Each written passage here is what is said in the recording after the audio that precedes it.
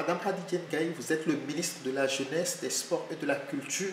Aujourd'hui se ferme cette grand-messe du Dakar 2024. Quel est le regard que vous portez sur cette 15e édition de la Biennale de l'art africain contemporain du Dakar? Je suis venue tout à l'heure. Les rideaux vont baisser sur Dakar pour se donner rendez-vous dans 2 ans. Et effectivement, concernant cette 15e édition de la Biennale, il y a un sentiment quand même de satisfaction.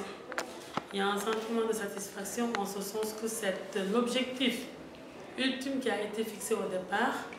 On peut estimer que cet objectif-là a été atteint, qui est en fait de faire de cette biennale une biennale populaire et démocratisée et avec une très forte attractivité de la jeunesse. Et j'ai pu le constater de visu tout à l'heure quand je suis arrivée. Il y a une très forte affluence et un véritable assaut des jeunes ici au niveau du site de l'ancien palais de justice. Et ça a été le cas pendant tout le mois de décembre. Nous avons pu constater que la jeunesse s'est véritablement appropriée de la biennale. Et cela nous conforte davantage dans notre position et nous rassure en fait à pouvoir poser les véritables bases du développement du secteur des industries culturelles et créatives, comme cela a été affirmé par son Excellence le Président de la République, Bassirou Diomaye Diakhar Faye, lors de la cérémonie d'ouverture de la Biennale à travers son discours. Il est souhaité que ce soit prolongé. Est-ce que, même si ça ne va pas se faire cette année, vous y pensez pour les prochaines éditions?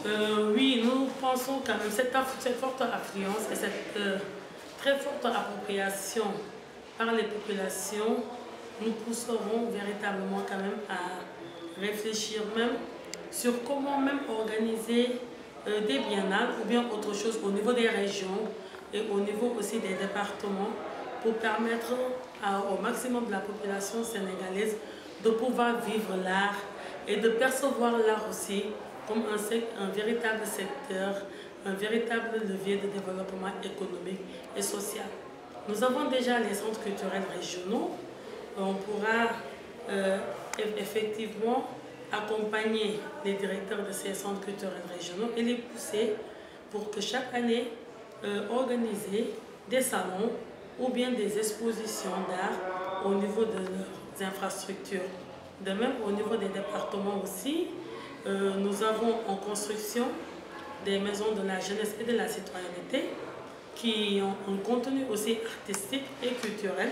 Et ces lieux aussi d'expression, ces infrastructures aussi, pourront aussi permettre aux populations locales de pouvoir, et aux acteurs aussi culturels, de pouvoir véritablement aussi organiser ces genres de manifestations, mais à l'échelle déconcentrée, à l'échelle locale.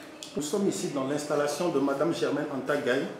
Quel mot vous voulez dire par rapport à ce qu'elle a fait, son travail? Très honnêtement, moi je suis très émerveillée. Au début, lors de nos visites, avant même le lancement de la Biennale, on avait pu constater qu'elle avait travaillé et qu'elle s'attelait à livrer une véritable exposition d'œuvres d'art. Aujourd'hui, moi je suis là et je sens véritablement qu'il y a eu du très beau travail qui a été effectué. Et cela ne m'a pas surpris quand j'ai pu observer quand même des statistiques que c'est l'une des expositions les plus visitées lors de cette biennale. En étant assise ici sur ce lit, cela me replonge dans mes souvenirs d'enfance, comme j'ai été élevée par ma grand-mère, et ça me rappelle très honnêtement le décor des chambres des mamies, le décor des chambres des mamans de l'ancienne époque. Et c'est pas mal. J'aperçois là à côté des pâtissiers, il y a la natte sur place. C'est juste pour montrer que nous, ici en Afrique, et particulièrement au Sénégal, peut-être nous n'avons pas des bâtiments à haute technologie et des bâtiments modernes, mais on peut prétendre à un cadre de vie agréable, ici même chez nous. C'est votre coup de cœur? Oui, c'est mon coup de cœur, très honnêtement. Merci.